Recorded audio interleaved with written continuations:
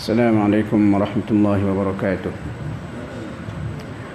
Alhamdulillah, sekali lagi kita bertemu pagi ini dan kita bersyukur diberi izin oleh Allah bangun pagi, salat subuh sekali berjemaah, dan alhamdulillah pagi ini dapatlah kita dengar sikit tazkirah ataupun apa yang Allah Ta'ala cuba nak sampaikan kepada kita. Dan surah yang kita baca masih lagi surah Al-Mu'minun, juzuk yang ke-18, surah yang ke-23. Dan hari ini ayat yang kita baca panjang sikit, ayat 57 sampai 74. Ada beberapa isu lah yang boleh dibincangkan. Yang pertama, ayat 57 sampai ayat 61, cerita sifat orang beriman. Jadi kalau kita boleh ada sifat-sifat ni, alhamdulillah. Mari kita perhati Yang pertama, Allah kata innal ladzina hum min khasyati rabbihim mushfiqun, ayat 57. Orang beriman ni, mereka ni takutkan Allah. Wal ladzina hum bi ayati rabbihim yu'minun, beriman kepada ayat Allah, Al-Quran dan sebagainya. Ataupun ayat ni ada dua jenis. Ayat ni kalau ikut sebenarnya tanda yang tertulis dalam kitab Al-Quran dan tanda yang terdapat di alam semesta. Kita tengok langit, tengok bulan, bintang, tengok pokok, gunung ganang, semua tu menyebabkan kita sedar ada Allah. Itu pun ayat juga tu. Dan mereka tidak mensyirikkan Allah. Lepas ayat 60. Ayat 60 ni sangat penting. Allah kata walladzina yu'tuna ma ataw, orang yang memberikan apa yang diberikan kepadanya. Maksud ada rezeki, dia pun sedekah rezeki tu. Tetapi bukan sedekah saja, dia kata wa qulubuhum wajilah, dalam keadaan hati mereka wajilah, takut. Annahum ila rabbihim raji'un, mereka satu hari nanti akan kembali kepada Allah. Maksud apa ni? Takut amalan mereka tidak diterima. Jadi bila takut amalan tidak diterima, orang beriman ni dia akan buat sebaik mungkin, dia buat yang terbaik dan dia tidak perasan. Kalau kita ni rasa tenteram, rasa senang, aku akidah ni, semayang tak tinggal, datang ke seorang masjid, aku rasa macam aku ni syurga dah. Tu tak betul. Dia kena ada rasa risau, rasa takut. Adakah Allah terima semayang aku? Taruh hak semayang ni, taruh hak bersedekah pun dia rasa risau. Adakah benar-benar bersih, suci, tulus ibadat dia, Allah terima ke tidak? Jadi bila rasa ada takut tu, dia akan improve day by day, setiap hari. Jadi kalau kita jumpa orang yang rasa macam selesa, dia ni dah baik, dah confirm masuk ahli syurga, kita kena tegur dia, suruh dia hayati ayat yang ke-60 ni. Sifat orang beriman ahli syurga, dia rasa risau, amalan dia tidak sempurna. Jadi bila dia risau tidak sempurna, dia akan cuba buat sebaik mungkin. Kemudian ayat yang ke-62 ni Allah Ta'ala cerita dua perkara. Agama ni boleh dibuat. Dia kata wala nukallifu nafsan illa wus'aha, dan kami tidak akan bebankan seorang tu dalam urusan agama, sembahyang, zakat, puasa, semua sekali, illa usaha, kecuali apa yang dia mampu. Ataupun kita katakan Allah Ta'ala suruh kita buat arahan agama ni, ataupun Allah Ta'ala janjikan syurga, bila kita ikut arahan dia, benda ni semuanya boleh dicapai. Sebab Allah kata kami tidak bebankan kecuali benda dia mampu. Jadi maksudnya kalau kita beramal sungguh-sungguh, kalau tengok kawan kita ni soleh, kita boleh juga macam dia. Sebab Allah Ta'ala beri amalan ataupun arahan agama, taklif agama, sesuatu yang mampu kita tanggung, bukan benda luar biasa. Lepas tu kadang-kadang kita bawa agama ni kena logik. Jangan cerita agama ni macam seolah-olah tak boleh diikut oleh manusia. Cerita pelik-pelik lah. Buat apa, cerita kena beribadat sampai tak ada nak bernafas. Kita kena ingat kita manusia. Islam ni agama yang sangat logik. Itu isu yang pertama. Yang kedua, Allah kata waladaina kitabun, dan di sisi kami ada sebuah kitab yantiqu bil haqqi, yang berbicara dengan benar, wa hum la yudlamun, mereka tidak akan dizalimi. Jadi Allah Ta'ala nak tahu kita ni syurga ke ataupun neraka, dia ada rekod dia, kitab tu lah. Yantiqu bil haqqi, yang berbicara dengan cara yang benar. Maksudnya kitab amalan kita yang dicatat oleh malaikat raqib dan juga atid, itu adalah sebuah kitab yang benar, dan dia akan rekodkan segalanya, dan kita tidak akan dizalimi. Besok Allah Ta'ala buka kitab tu dan dia nilailah kita ni tahu mana. Jadi kita kalau boleh, kitab amalan kita tu kita jagalah. Macam cara jaga, elakkan daripada buat dosa, tambah amalan dan sebagainya. Kemudian Allah Ta'ala cerita daripada ayat yang ke-63 sampai 67 ataupun sampai habislah sampai 74. Ini sikap musyrikin Quraisy kepada Nabi. Dia kata mereka ni tidak terima apa yang dibawa oleh Rasulullah. Kemudian antara sikap mereka, cuba tengok ayat yang ke 67 tu. Ini sikap musyrikin Quraisy di Mekah. Dia kata mustakbirin bih, mereka ni sombong dengannya. Ada riwayat tafsir kata sombong dengan kelebihan Masjidil Haram yang ada pada mereka. Samira, berbual pada waktu malam selepas isyak. Tahjurun, maksudnya menolak Al-Quran ataupun menghalang siapa-siapa nak masuk ke Masjidil Haram. Dan benda ni berlaku-berlakulah kepada musyrikin Quraisy ketika mereka berada di Mekah. Sebab apa? Semasa mereka berada di Mekah ni mereka sombong sungguh, sebab mereka adalah custodian, maksudnya mereka ni penjaga Masjidil Haram. Siapa nak masuk dia halang, siapa yang dia rasa dia nak benarkan masuk, dia benarkan masuk. Jadi kesombongan mereka tu tak padanlah dengan kemuliaan Masjidil Haram. Lepas tu sikap mereka lagi Allah Ta'ala sebut samira. Samira ni suka bersembang lepas waktu isyak. Ini pelik juga ni, sebab apa rupanya ada sebuah hadis antara benda yang Nabi tak suka, tidur selepas maghrib dan bersembang kosong tanpa isi selepas isyak. Lepas tu Rasulullah ni kadang-kadang antara hikmah kenapa baginda melewatkan solat isyak adalah supaya habisnya solat isyak balik ke rumah tak sempat dia nak sembang, tengok bola, tengok drama dan sebagainya, tu tidur. Sebab bila baca hadis tu, kenapa Nabi tak galakkan sembang kosong selepas isyak? Sebab isyak ni dikira sebagai kita solat terakhir, dekat-dekat dah amalan kita tu nak kita kata tutuplah buku amalan kita oleh para malaikat tu. Tiba-tiba balik ke rumah kita buat benda-benda tak sepatutnya. Jadi dosa amalan kita tu dicatat juga sebagai dosa.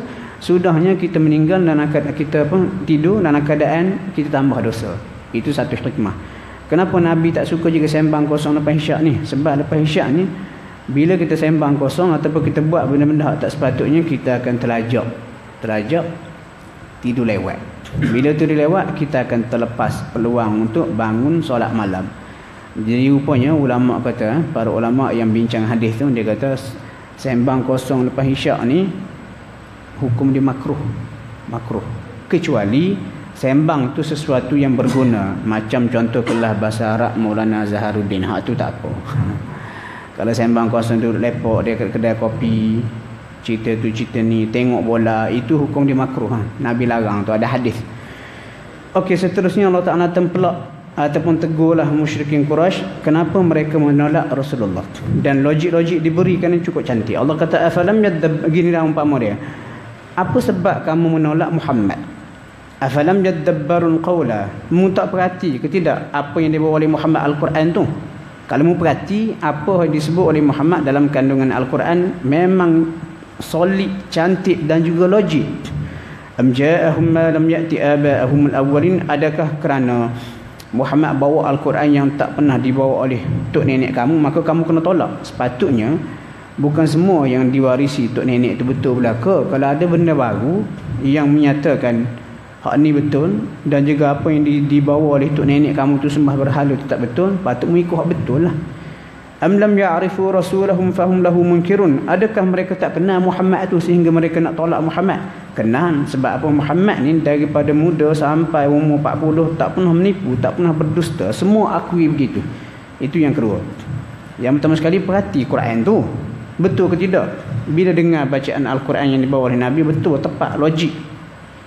Kenal ke tak Muhammad? Kenal. Muhammad tu kami kenal daripada kecil. Pernah menipu? Tak pernah menipu. Tengok, benda dia bawa pun cantik, dia sendiri pun seorang yang cukup tinggi integriti. Patutmu tak tolak dah ni. Am yaquluna bihi jinnah, adakah mu kata dia tu gila? Sedangkan tak ada rekod pun Muhammad sebelum ni pernah mengidap sakit gila. Sebenarnya Allah kata bal ja'ahum bil haqq, sebenarnya Muhammad tu bawa kebenaran. Dan masalahnya wa aktsaruhum lil haqqi karihun, kebanyakan mereka tak suka benda-benda ni sebab akan hilang kepentingan yang mereka miliki dan sebagainya. Lepas tu akhir sekali Allah Ta'ala kata apa? Kebenaran ini mesti ditegakkan, dan kebenaran mesti berada di hadapan. Tak boleh kebenaran ikut kita. Ini masalah ni, masalah banyak dah berlaku dalam masyarakat. Dia nak supaya agama ikut nafsu dia. Dia nak supaya nas-nas agama menyokong pandangan dia. Bukan begitu. Katakanlah kita buat satu benda, kita buat lama, tiba-tiba kita dapati benda kita buat tu tak betul, salah, berdasarkan nas agama Al-Quran dan juga sunnah. Sepatutnya kita kena berhenti daripada buat benda tak betul tu, kita bertaubat kepada Allah, kita ikut nas agama, ubah hidup kita. Sepatutnya begitu. Tapi sebaliknya musyrikin Quraisy dah, Allah kata apa ni, impact dia, bahaya dia. Dia kata walawit taba'al haqqu ahwa'ahum, sekiranya kebenaran terpaksa mengikut hawa nafsu mereka, la fasadatis samawati wal ardu wa man fihinna, sudah pasti akan musnah langit bumi dan semua ada di antara keduanya. Bal atainahum bidzikrihim fahum an dzikrihim mu'ridun, bahkan sebenarnya kami bawa kepada kamu wahai orang Mekah, Malaysia keseluruhannya, satu kebenaran.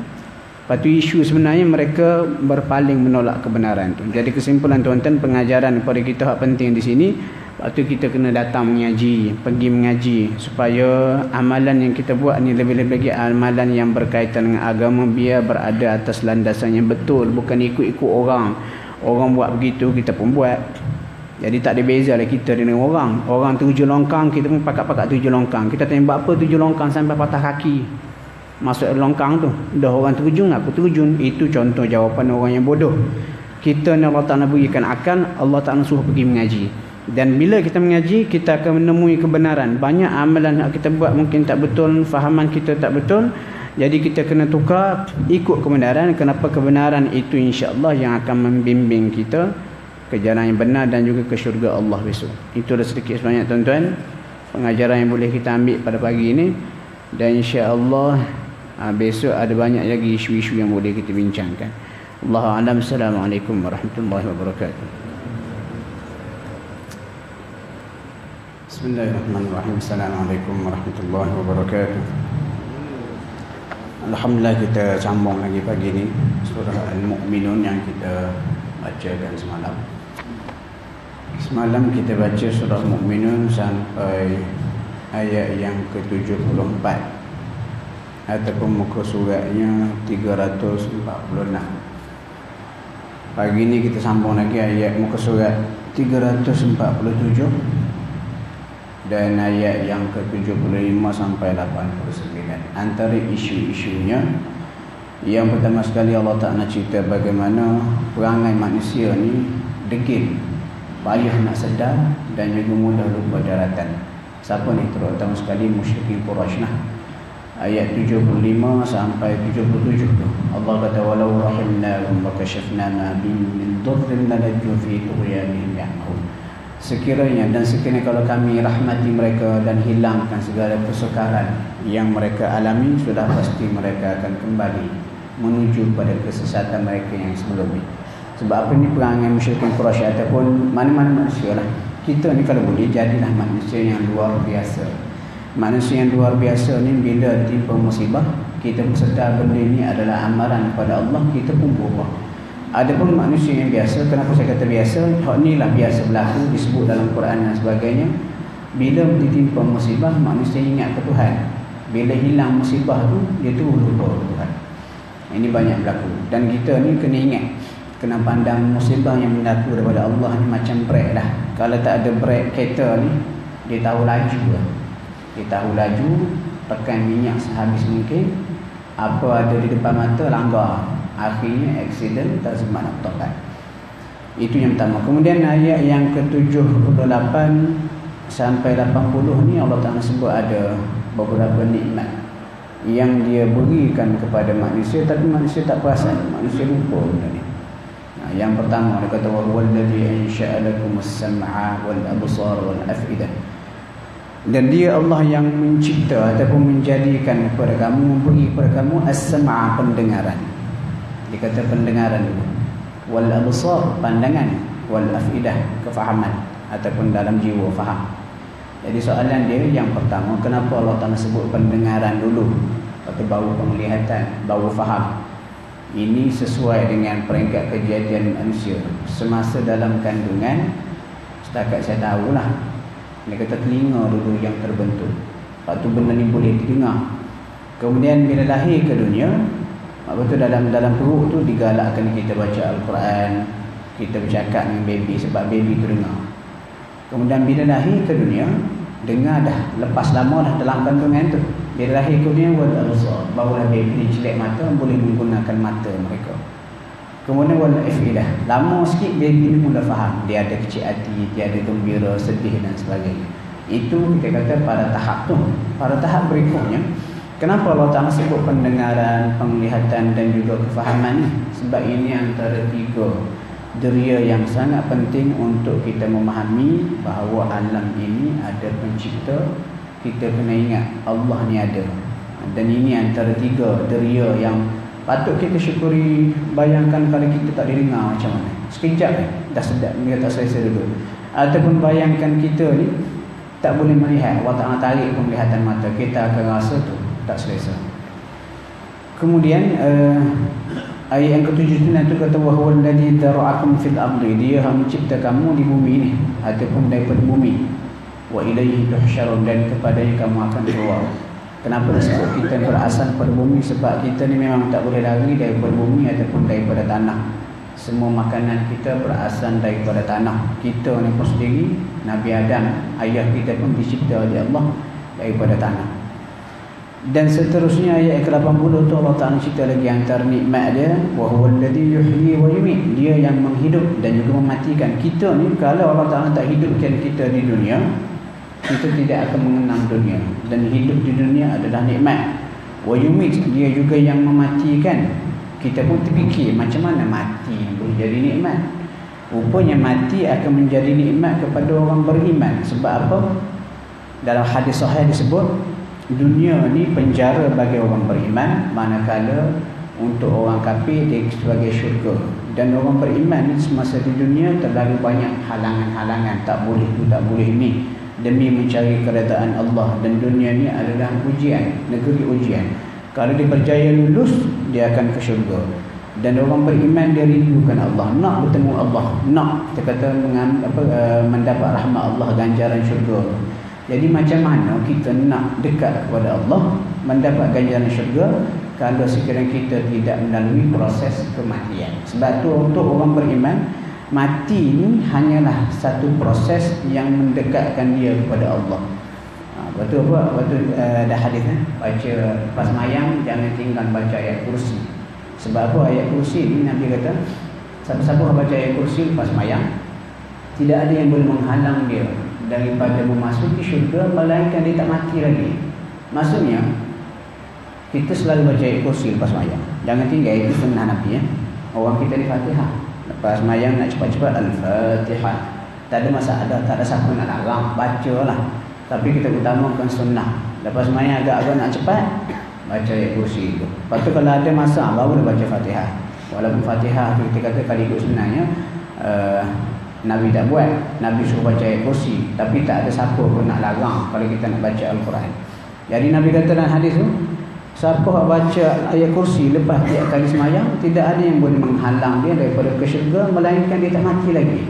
Maksudnya bila kita mati, kita akan terus dapat nikmat syurga. Sebab tu kadang-kadang hidup mati ini perlu dilihat mengikut sudut yang lebih luas berdasarkan agama. Kemudian ayat 81 sampai 89 ni isu yang berlaku kepada musyrikin Quraisy, yang mana mereka ni tidak percaya kiamat ni boleh berlaku. Kenapa? Kalau kita baca dalam Quran ni banyak sungguh, berulang kali Allah Ta'ala sebut mengenai kiamat, hari pembalasan. Sebab rukun Islam yang 6 itu, antara yang paling berkesan untuk menjadikan manusia ni baik adalah beriman kepada hari kiamat. Jadi kalau dia ulang sebut pasal kiamat, ulang sebut, lama kelamaan berbekas masuk ke dalam hati manusia. Memang hidup di dunia ini sementara, kemudian kita akan menghadap Allah pada hari kiamat, menyebabkan kita bersedia dengan lebih baik. Contohnya hidup di dunia, orang nak ajak kita buat jahat dan tak ada siapa pun tahu kita nak buat jahat. Tak ada CCTV, tak ada polis ambil rekod kita. Tetapi kerana kita percaya kiamat ni ada, lepas di dunia tidak semestinya lepas di akhirat. Jadi kita pun tinggalkan benda-benda jahat. Sebab itu sebenarnya iman, akidah ni sangat penting. Kalau ikut sebenarnya pendekatan yang paling berkesan untuk mengelakkan berlakunya dosa-dosa ataupun kita kata rasuah lah dan sebagainya, penyalahgunaan kuasa adalah beriman kepada hari kiamat. Walaupun rukun iman itu ada 6, tapi itu antara yang paling penting. Sebab tu para nabi ni dibawa kepada beriman pada hari kiamat. Jadi bila Rasulullah sebut, kamu ni jangan ingat hidup di dunia ni sahaja, besok mati akan hidup kembali diberi balasan. Apa kata orang Mekah? Ayat 81 sampai 89 kita kata apa? Kononnya hujah-hujah yang mereka gunakan untuk menafikan kiamat tak ada. Dan Allah Ta'ala pun jawab balik hujah-hujah. Tengok Tengok ayat 81. Dan qalu, bahkan mereka tu orang Mekah yang tidak percaya akan berlakunya kiamat ataupun mana-mana manusia lah di seluruh dunia. Dia kata mislama qala al-awwalun, mereka mengatakan kata-kata sama seperti orang dulu. Rupanya hak tak percaya pada kiamat ni bukan sehari dua. Cerita ni berlaku semenjak zaman Nabi Nuh tadi. Qalu, mereka berkata, "Aidza mitna, adakah kami dah mati? Wa kunna turaban wa 'idhaman, kami dah jadi tanah, dah jadi tulang. Inna lamab'utsun, adakah kami ini akan dibangkitkan semula?" Lepas tu dia kata, "Laqad u'idna nahnu, kami dah diberi peringatan tentang ini. Wa abauna hadza min qabl, dan juga untuk nenek kami.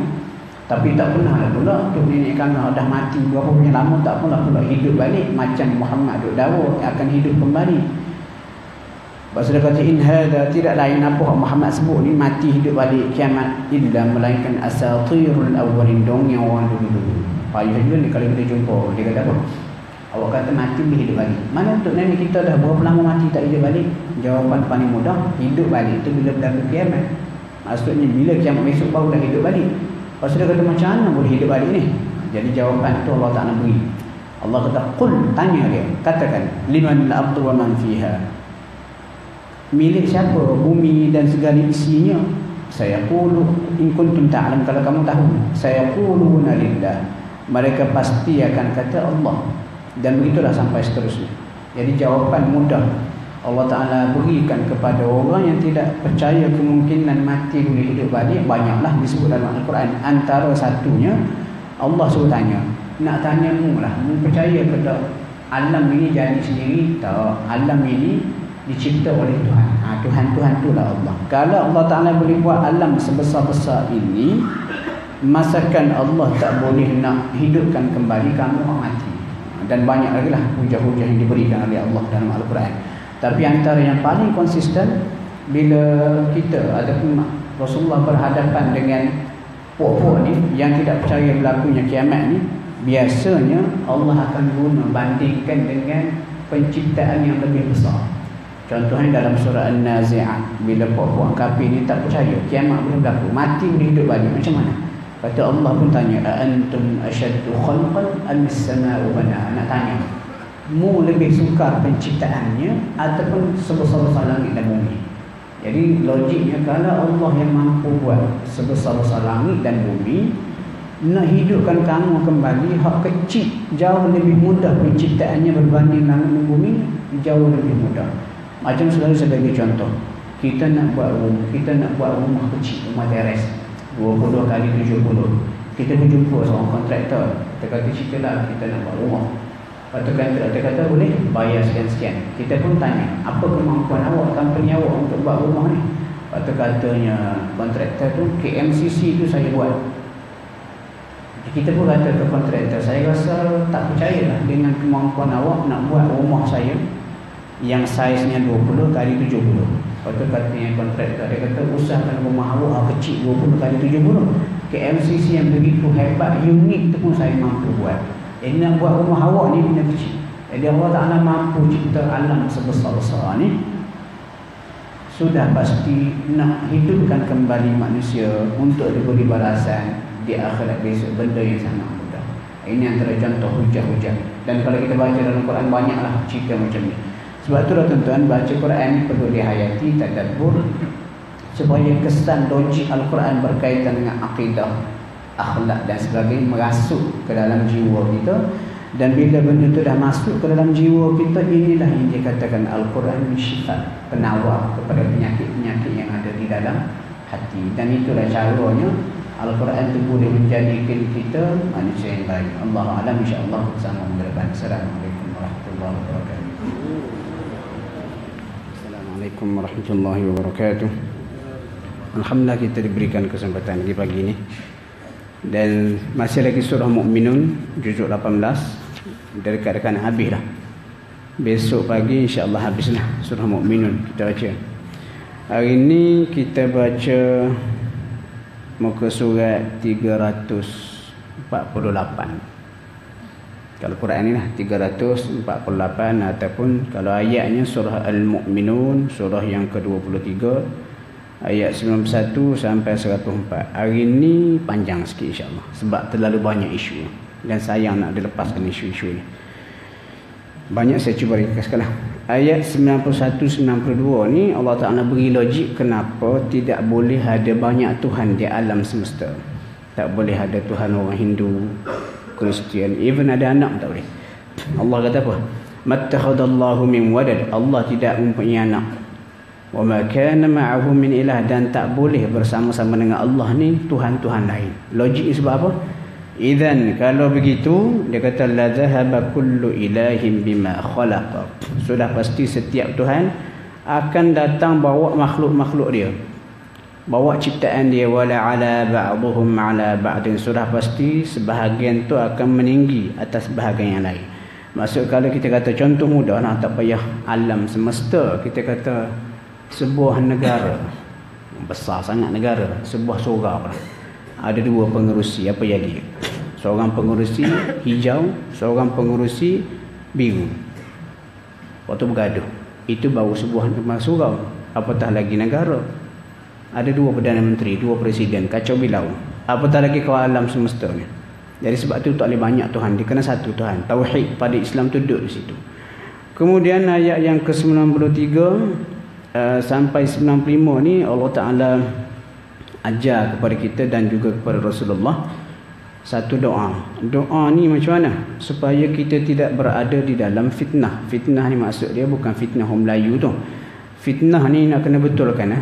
Fitnah orang Melayu kita tuduh orang buat benda dia tak buat. Tetapi fitnah dalam Al-Quran maksudnya musibah, ujian. Allah Ta'ala ajar pada ayat-ayat ni, kalau kita minta supaya kita tidak berada di tempat yang tak betul pada masa yang tak betul. Allah kata apa? Kul, katakanlah Muhammad, Rabbi, Tuhanku, imma turiyanni ma yu'adun. Sekiranya kamu nak tunjukkan kepada aku azab yang dijanjikan kepada apa-apa jahat ni, Rabbi, Tuhanku, fala taj'alni fil qaumil zalimin, maka jangan letak aku bersama kaum yang zalim. Contohnya kita ni berjalan pergi satu tempat tu ditakdirkan akan ditimpa musibah. Contoh kawan kita, jom ajak kita keluar, kita pun keluar. Rupanya kawan kita pergi tempat tak elok, setengah kita pun ikut dia tempat tak elok tu, berlaku bencana, kita pun mati di tempat tak sepatutnya. Lepas tu orang tengok mayat kita berada di tempat yang tak senonoh, orang pun bawa cerita, oh mati di tempat tak elok, itu mati su'ul khatimah. Maksudnya Allah Ta'ala ajar pada ayat 93 sampai 94 ni nak mengajar kepada kita berdoa kepada Allah supaya tidak jerumuskan ataupun libatkan kita pada benda-benda yang tidak elok lah. Panjang lagi cerita ni, sehingga Imam Bukhari, tuan-tuan, Imam Al-Bukhari kalau dalam kisah hidup bagi beliau, dia berdoa supaya dia ambil nyawa cepat. Sedangkan Imam Bukhari juga dalam kitab Sahih Bukhari dia meriwayatkan sebuah hadis. Hadisnya apa? Hadis dia kata, kalau siapa-siapa di antara kamu jangan minta mati, jangan kata ya Allah matikan aku, jangan katakan mati. Sebaliknya kena kata macam mana? Tuhan, ya Allah, matikan aku kalau mati itu baik untuk aku, dan hidupkan aku kalau hidup ni baik untuk aku. Tiba-tiba di akhir hayat Imam Bukhari, kalau baca dalam Muqaddimah Fathul Bari, syarah kepada Sahih Bukhari, dia bawa cerita Imam Bukhari bila dia mengalami disekat oleh pemerintah Bukhara pada masa itu. Dia pun berdoa, dia kata ya Allah, ambillah aku, bumi ni dah sempit bagiku. Jadi orang cuba petikailah tindakan Imam Bukhari. Dia kata apa?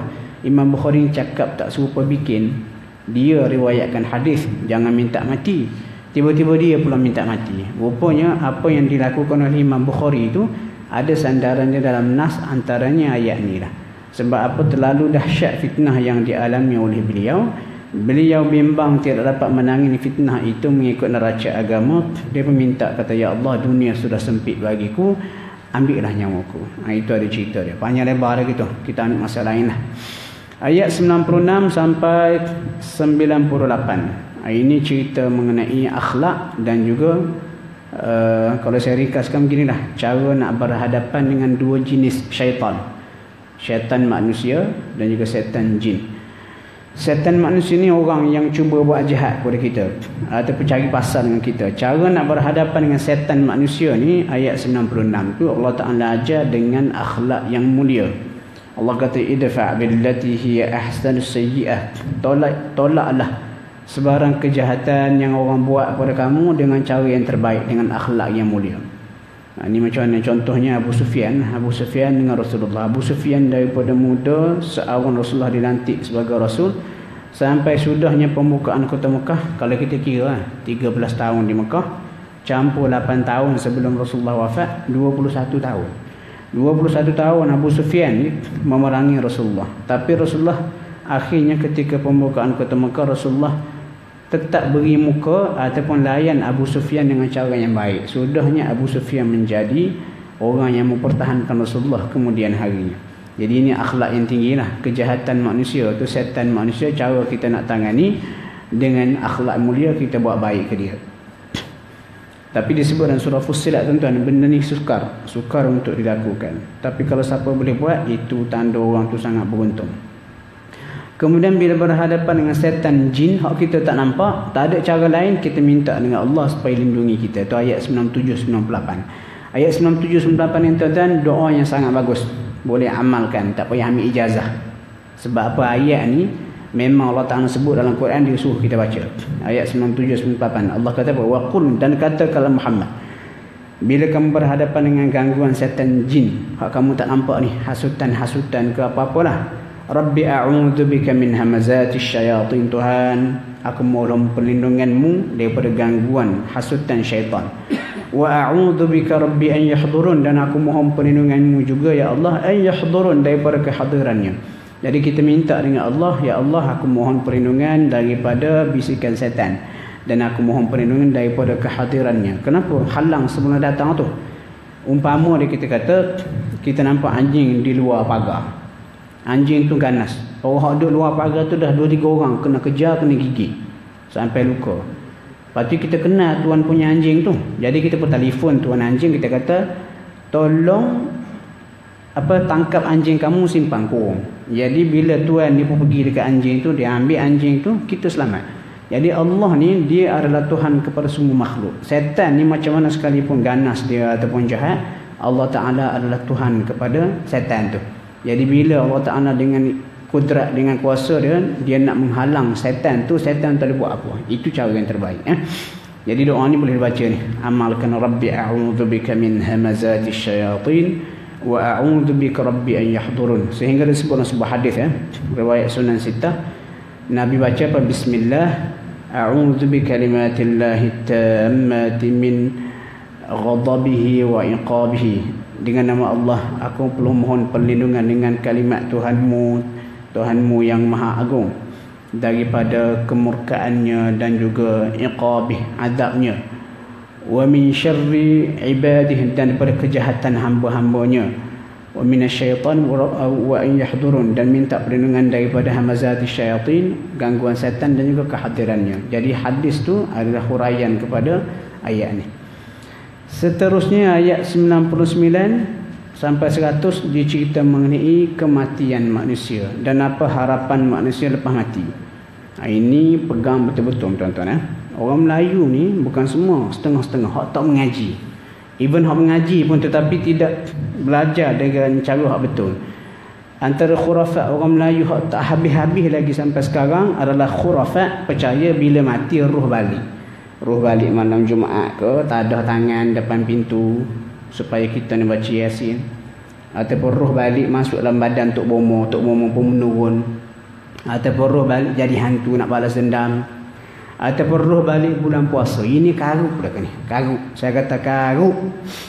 Mana dalil dia, kita ni roh ni benda tak nampak. Jadi prinsip mudah macam selalu saya sebut, saya tegaskan dalam kuliah saya di sini. Bila benda berkaitan dengan benda ghaib, kita mesti bersandarkan kepada wahyu, bukan kitab sebut, bukan tok syekh tu sebut, berdasarkan wahyu Al-Quran dengan hadis. Apa kata Allah Ta'ala? Tengok ayat 99, pegang betul-betul. Allah kata hatta idza jaa ahadahumul maut, sehinggalah datang kematian kepada salah seorang daripada mereka, baik hak kafir, baik hak fasik ataupun orang beriman. Lepas dia mati, dah masuk ke alam barzah, ceklek mata duduk dalam kubur.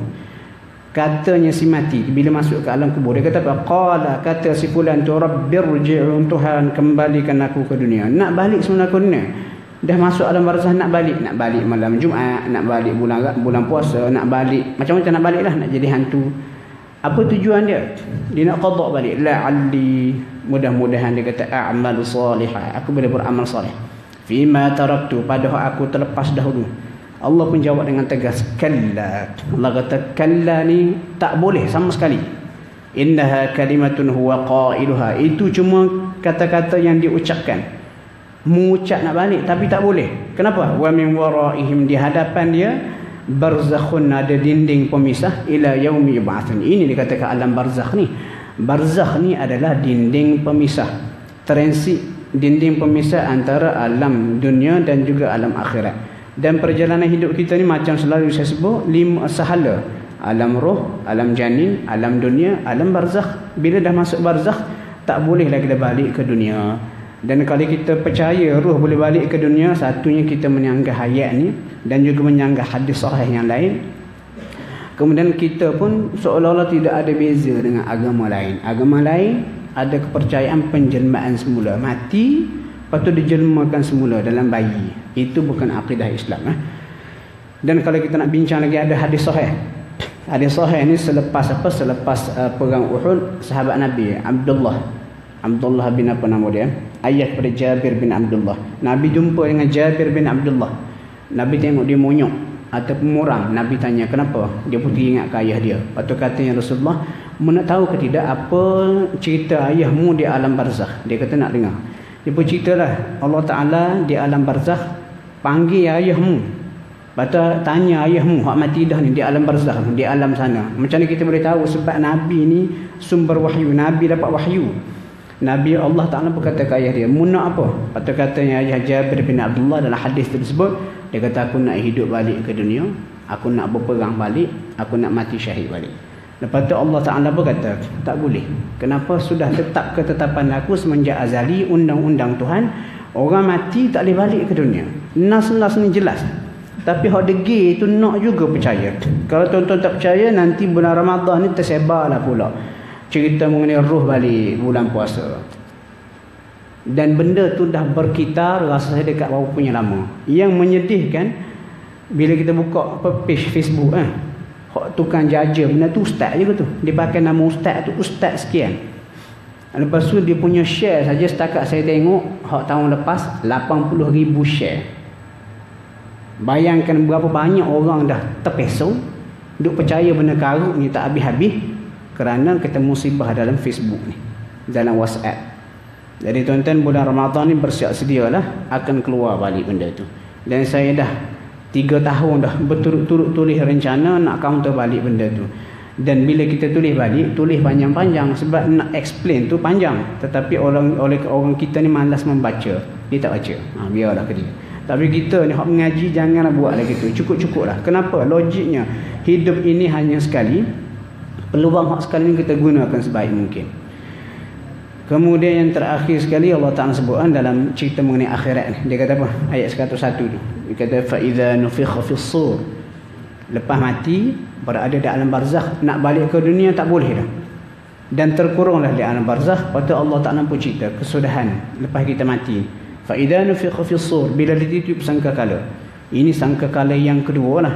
Bila dibangkitkan pada mahsyar, Allah berkata mu bawa diri sendiri. Fala ansaba bainahum yawma idzin wala yatasaalun. Maka tidak ada lagi hubungan nasab keturunan selepas itu, dan kamu tidak akan ditanya lagi dah. Ini ada perbincangan dah kenapa tanya tu. Kata ayat selepas Allah kata siapa yang berat amalan ke syurga, siapa yang ringan amalan ke neraka dan sebagainya. Cuma perkataan fala ansaba bainahum, bila bangkit daripada mahsyar besok Allah kata tidak ada lagi dah hubungan nasab. Maksudnya bila kita bangkit daripada mahsyar, Walaupun kita ni orang soleh, anak kita ni tak berapa nak soleh, dia nak masuk neraka, kita tak boleh tolong dia kecuali dengan izin Allah dan sebagainya. Dan ayat ni juga menunjukkan nasab keturunan ni bukan jaminan kita ni akan selamat daripada azab Allah. Contoh kita ni keturunan mulia, tengku ke, sayyid ke, syarifah ke, bila bangkit daripada mahsyar besok, keturunan kita tu tidak boleh menjamin apa-apa. Contoh saya ni cucu Rasulullah, jadi saya jahat semasa di dunia dahulu, contohlah. Bila saya bangkit daripada mahsyar besok, sebab saya ni cucu Rasulullah ataupun keturunan Rasulullah, saya akan ke syurga. Tak, Allah Ta'ala tolak ke tepi belaka tu. Dihisab dengan cara yang adil. Sebab nasab keturunan fizikal kita di dunia ni adalah ujian yang Allah Ta'ala berikan. Ada orang lahir dalam keturunan yang biasa, ada orang lahir keturunan diraja, jadi dia mendapat kemuliaan. Itu ujian. Dan Allah Ta'ala tak nilai sesuatu pada apa yang ditakdirkan pada kita. Jadi bila daripada mahsyar besok, Allah Ta'ala audit kita per individu mengikut apa yang kita lakukan. Jadi peluang yang ada di dunia ni kita guna sebaik mungkin. Dan kita guna peluang yang sekali di dunia ni, jangan bertangguh. Jangan sampai nak masuk ke alam barzah lepas mati baru minta nak balik semula ke dunia. Itu antara pengajaran yang penting yang kita boleh ambil pada hari ni.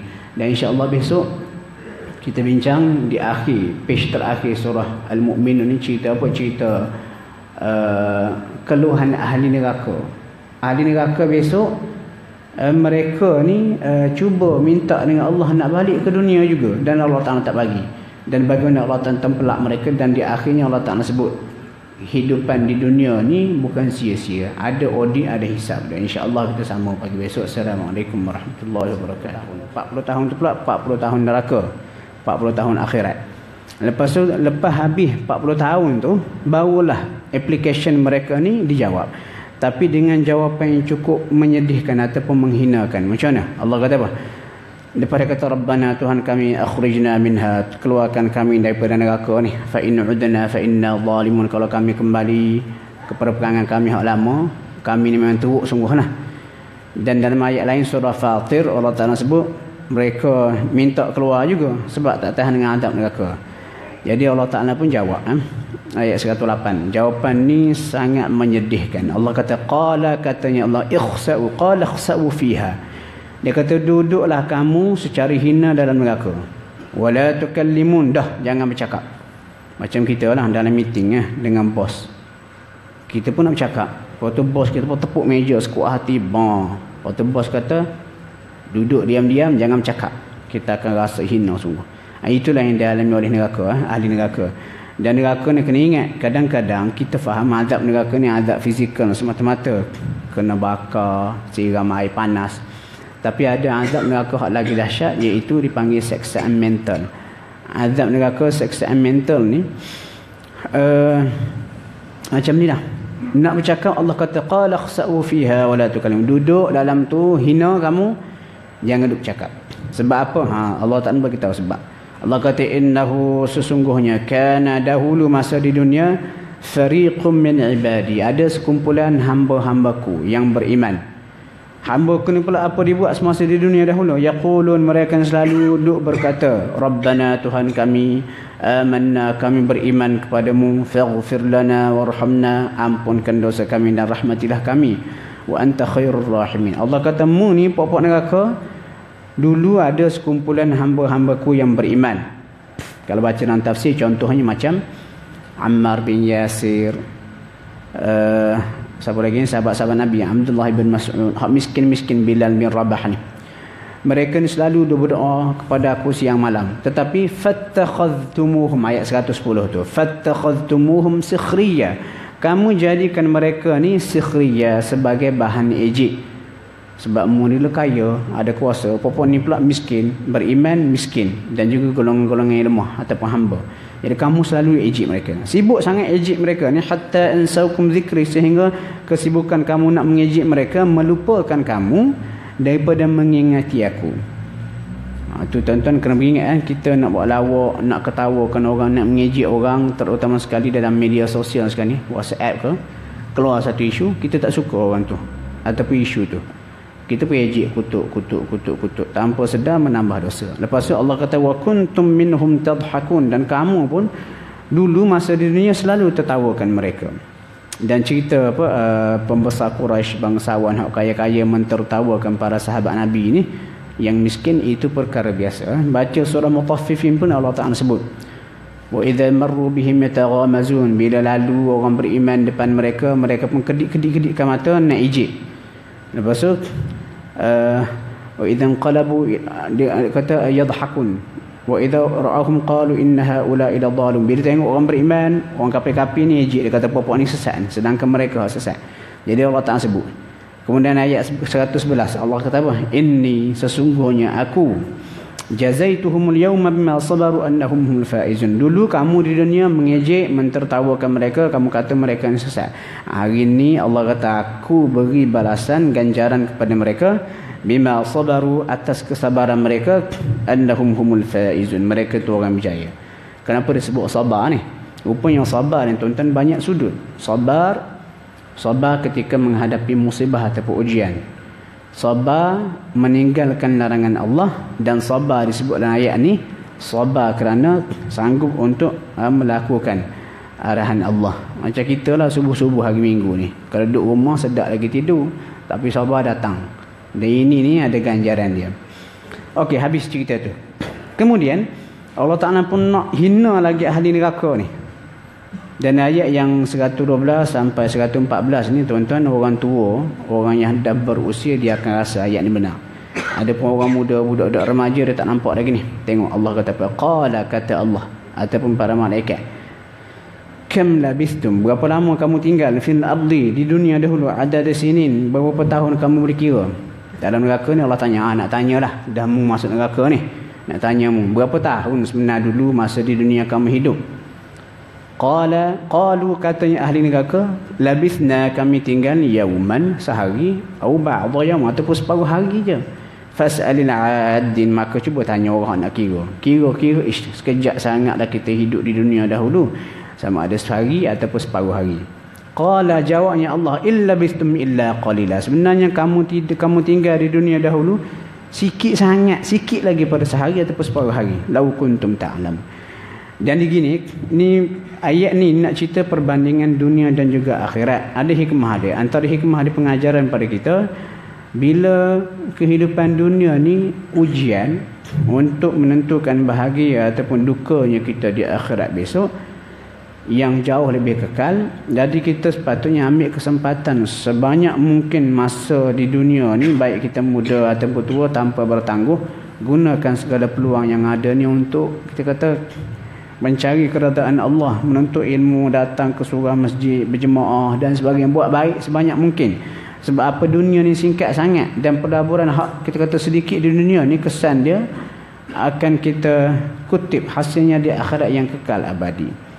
Jadi kalau kita masa duduk di dunia ni sia-siakan usia, tak apa, tua besok tobat, muda ni enjoy dulu. Itu tipu daya setan. Sampai sekejap tak sempat, tua mati, jadi rugi. Jadi ayat-ayat macam ni Allah Ta'ala seolah nak beri ganjaran, beri gambaran kepada kita, jangan bertangguh, ambil kesempatan, waktu yang ada segera.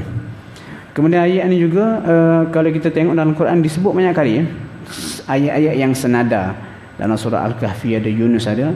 Dan pernah saya mengajar ayat yang macam ni lah kepada orang tua. Patut ada seorang makcik tu, umur dia dekat-dekat 70. Dia kata, Masya Allah Ustaz, dia kata ayat ni betul Ustaz. Dia kata saya sekarang macam tunggu hari lah nak dijemput Tuhan. Dia kata bila baca ayat-ayat ni, barulah kita rasa betul ni hidup di dunia sangat singkat.